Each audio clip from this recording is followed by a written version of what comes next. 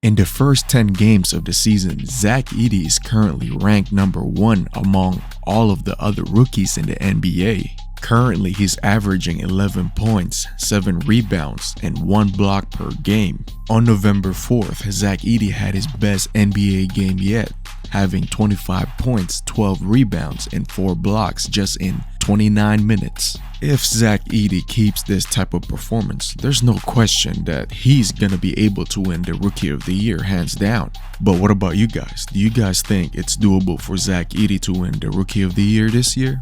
Let me know and comment down below what you guys think, and let's make this a conversation.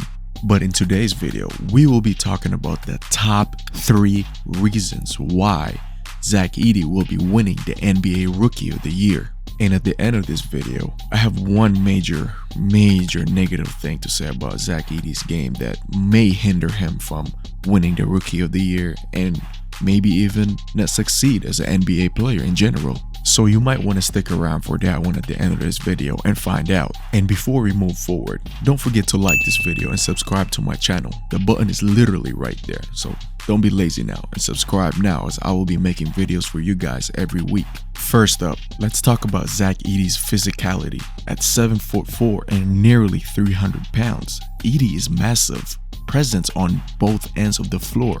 In college, he was a walking double-double, and he's starting to show the same thing in the NBA, as he's averaging 11 points and 6 rebounds per game in his first 10 games.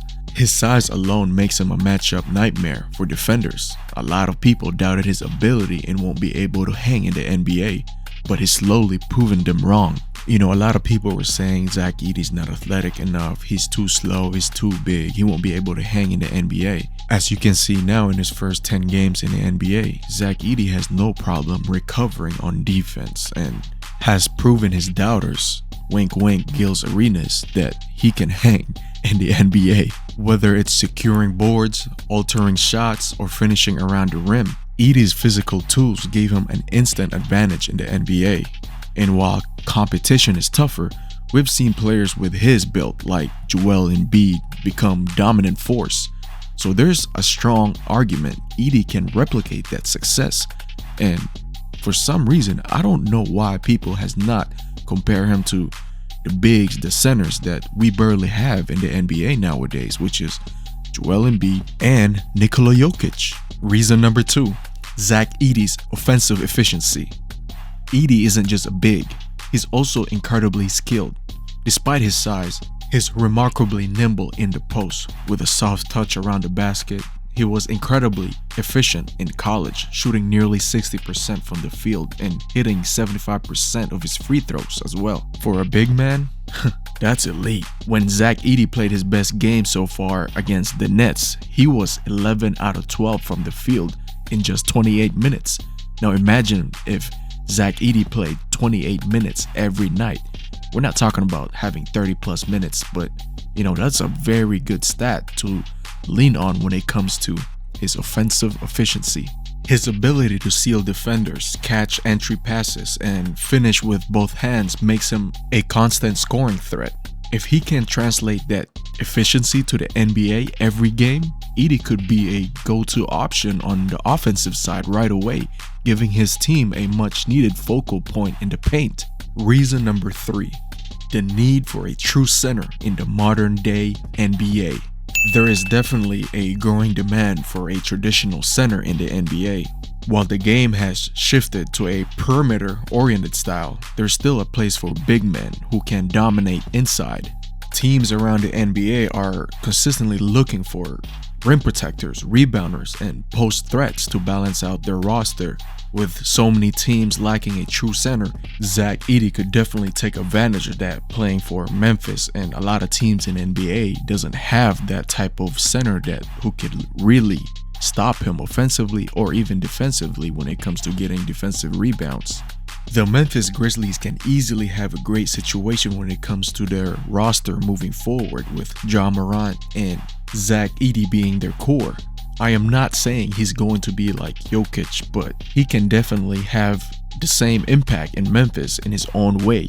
Edey can already hit threes in his first year, and he's already not a bad passer himself. Now, if you pair him up with Ja, they can really make things happen moving forward. If you look at guys like Nikola Jokic and Joel Embiid, both who are MVP caliber type of players, who have proven that a dominant center can still lead a team to success in the NBA. While Edey may not have the playing skills of Jokic or the scoring touch of Embiid, his presence in the paint combined with his ability to rebound and block shots could make him an instant impact player this year, especially for a team like Memphis that, they need that presence in the paint. As I mentioned in the beginning of this video, I was gonna share one negative thing that may hinder Zach Edey's career or even just winning this year's Rookie of the Year, and that's his health. Being a 7'4", nearly 300-pound person in the NBA playing 82 games, that takes a lot of toll on your body. In his situation, bigs like him usually need to get their weight down to around 250s. Being around 300 pounds will take a lot of stress on your joints, especially on your knees. A great example of a great player who their career was cut short is Yao Ming. We forget that Yao Ming had a great career in the NBA and had a great impact, and his presence was felt throughout the whole league. But we forget Yao Ming only played 8 seasons in the NBA. Yao Ming, for the most part in his NBA career, was playing over 300 pounds, and that cost him his career being cut short in the NBA with a foot injury. And we definitely don't want the same thing happening to Zach Edey. Therefore, he has to put his weight down to at least around 250s. But what about you guys? What do you guys think about Zach Edey's situation? Do you guys think he has a great chance of being one of the great centers in the NBA? Let me know and comment down below. And again, let's make this a conversation down there, dog. And if you made it at the end of my video, of this video, please comment down below on what type of video you want me to make next when it comes to basketball related, obviously. So comment down below on what you want me to make next. And if you haven't done so, don't forget to like this video and subscribe to my channel. And we will see you on the next video.